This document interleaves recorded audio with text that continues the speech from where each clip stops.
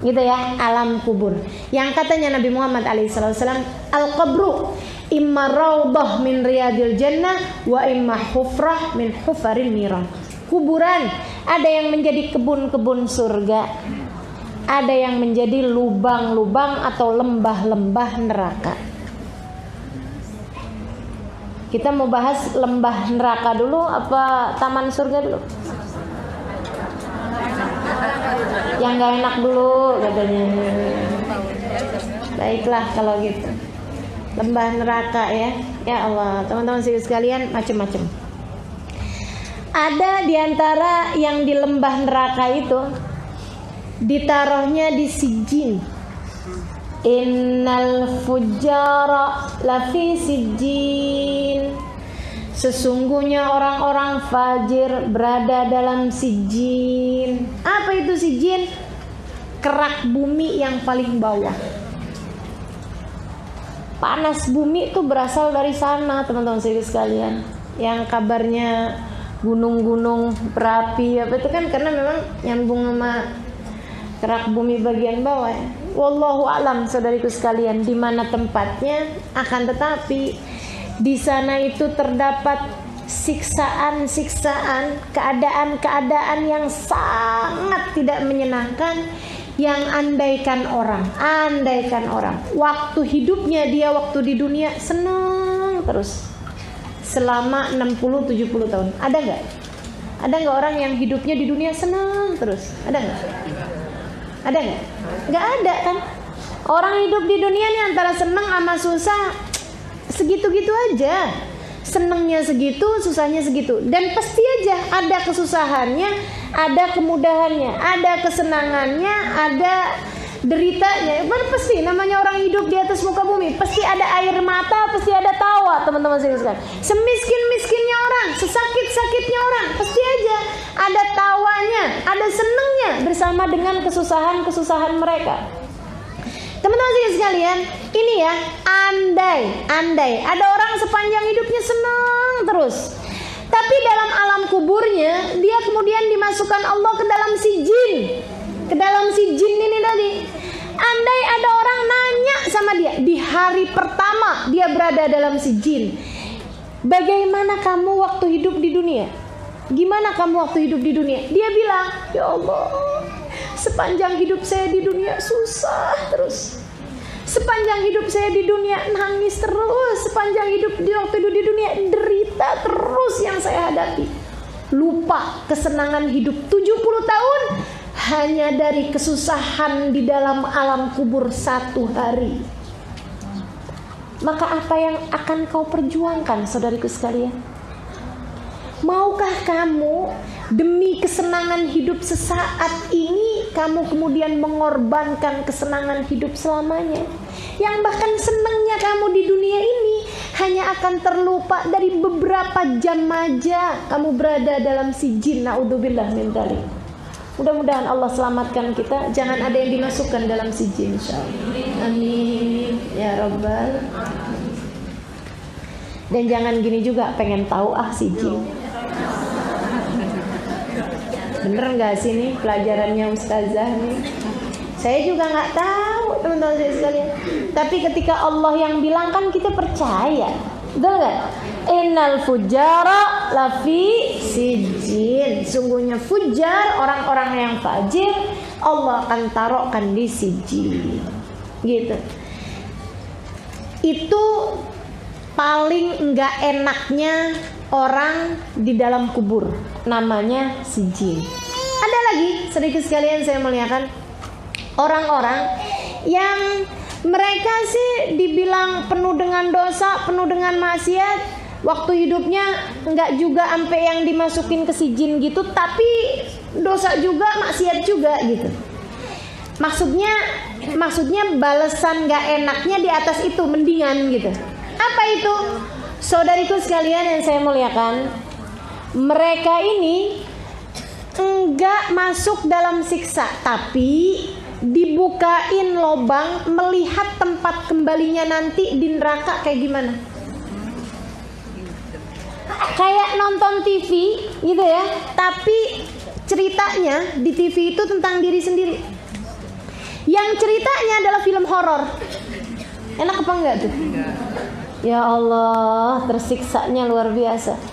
Ini nih yang nomor 1 si jin, sama yang nomor 2 ini. Kalau bulan Ramadan cuti.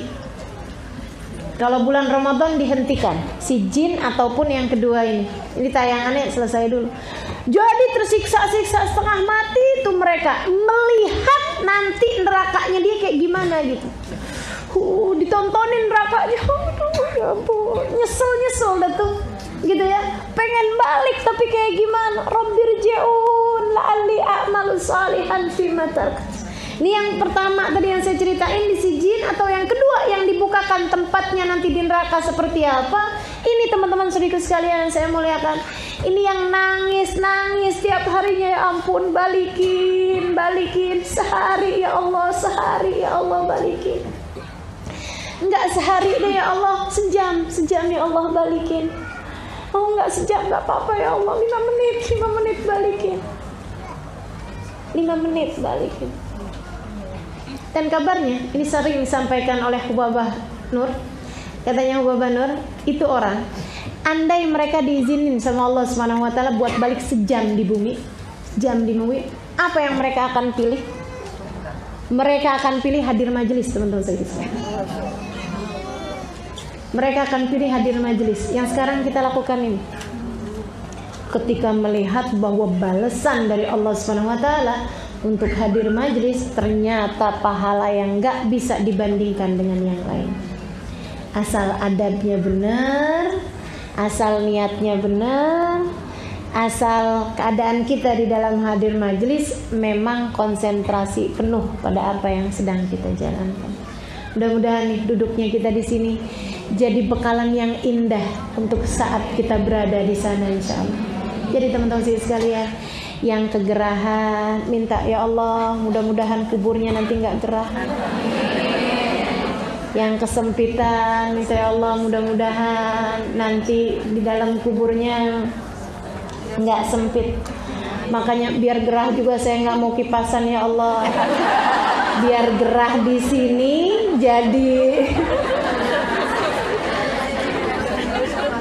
jadi tebusan buat gerah di sana. Biar air mata yang keluar di sini aja ya Allah, jangan di sana. Keringat yang keluar buat di sini aja, nggak di sana. Gitu. Masya Allah. Mudah-mudahan Allah rahmati kita semua.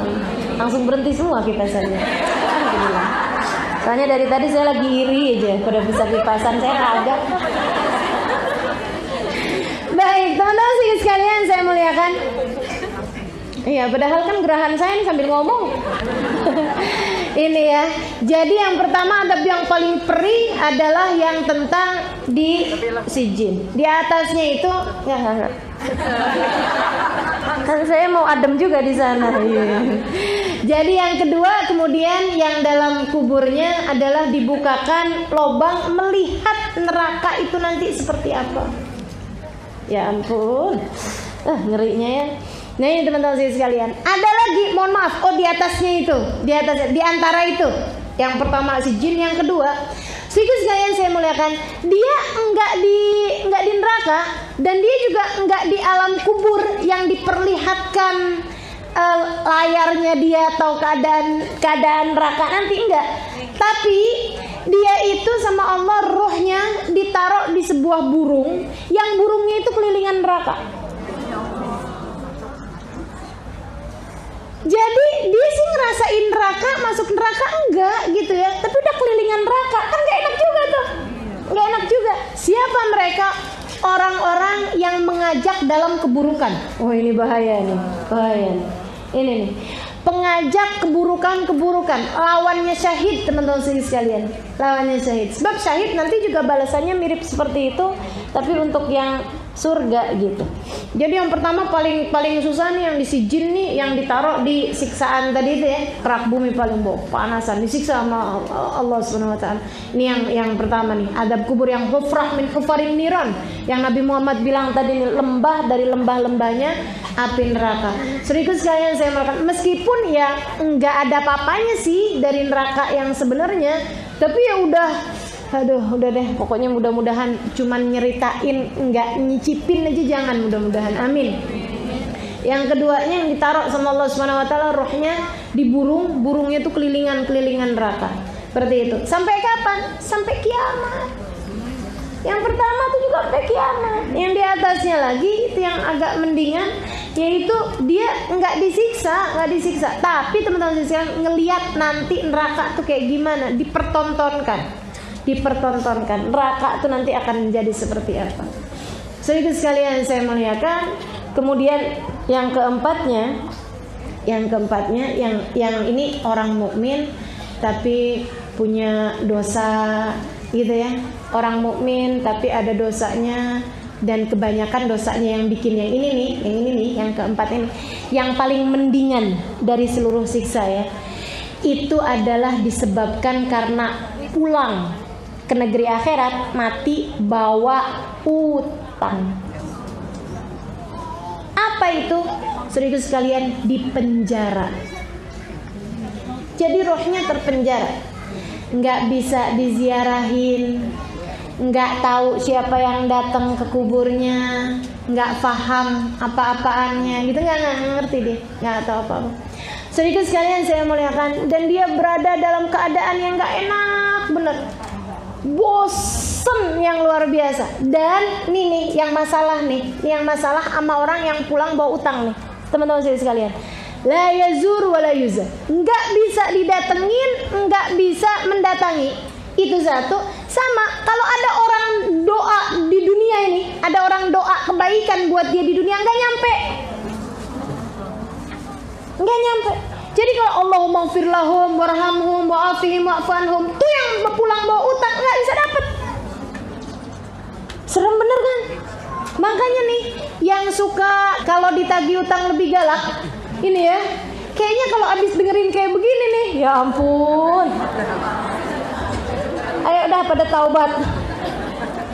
La ilaha illallah. Mudah-mudahan Allah rahmati kita semuanya insyaallah. Amin ya rabbal alamin. Gak bisa teman-teman sekalian. Makanya Nabi Muhammad kalau mau nyolatin orang, pertanyaan Nabi kan gitu, dia punya utang apa enggak, kata Nabi. Karena kalau misalnya punya utang percuma mau disolatin. Hatta sama Nabi Muhammad sallallahu alaihi wasallam, itu doa-doanya Nabi waktu nyolatin dia percuma, nggak nyampe juga. Itu Nabi loh, itu Nabi. Apatah lagi cuma anak kita, suami kita, saudara kita, siapa kita, nggak nyampe teman-teman sekalian. Dan bagi yang punya orang tua, ayah atau ibu meninggal dunia bawa utang, kalian sebelum bagi-bagi warisan, kalau ada warisan yang diberikan, bayarin dulu utang-utangnya. Nyeremin bener, orang tua punya utang, anak malah rebutan warisan. Kayak apaan itu? Cari tahu siapa aja bapak kita atau ibu kita nih punya utang waktu hidup di dunia sama siapa aja, biar kita bisa bayarin dulu utang-utang mereka gitu. Kalaupun sampai utang yang ditinggalkan lebih banyak daripada harta, bakti kita caranya adalah dengan kita berusaha buat melunasi hutangnya orang tua kita. Daripada kamu baca-baca, kirim-kirim doa, kirim-kirim apaan segala macam, bayarin dulu aja utangnya. Karena yang lain-lain nggak bisa dapat teman-teman, nggak bisa masuk, nggak bisa terkirim selagi utangnya belum terbayarkan. Jadi kayak semacam kuota ini ya. Kalau nggak punya kuotanya nggak bisa sampai. Gitu tuh. Bayarin dulu utangnya.